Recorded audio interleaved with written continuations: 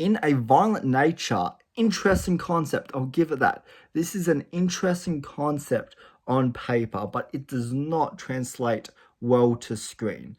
Now I see why slasher films always have the story focus on the victim, is because not only is it more engaging and interesting, it's a lot more intense and enjoyable to watch. But when you reverse those roles and you make the killer the main character, there's really not a whole lot that happens.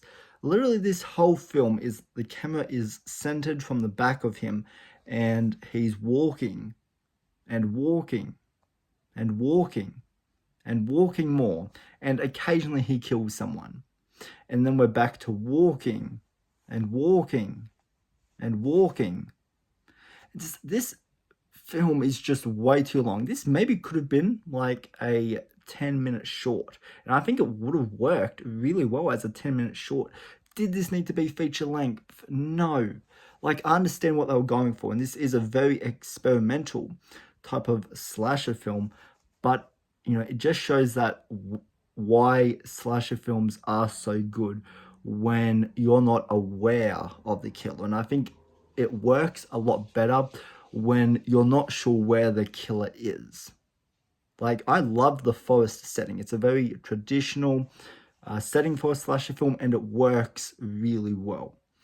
But as soon as you reverse roles and you kind of show where the killer is, like, there's some interesting ideas in here, such as like the killer like lurking in the shadows, kind of watching their every move. Like, some of that stuff was interesting in here, but I checked out by the midway point of this film because it just shows that it doesn't make for a very entertaining movie.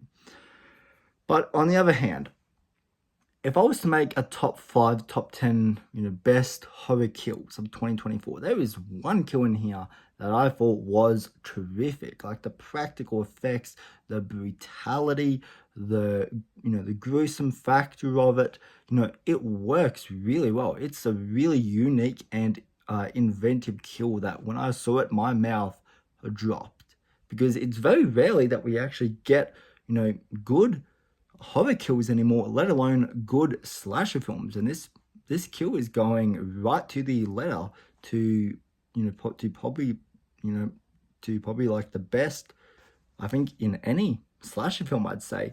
But yeah, let me know your opinions on this movie down below. But wasn't a fan.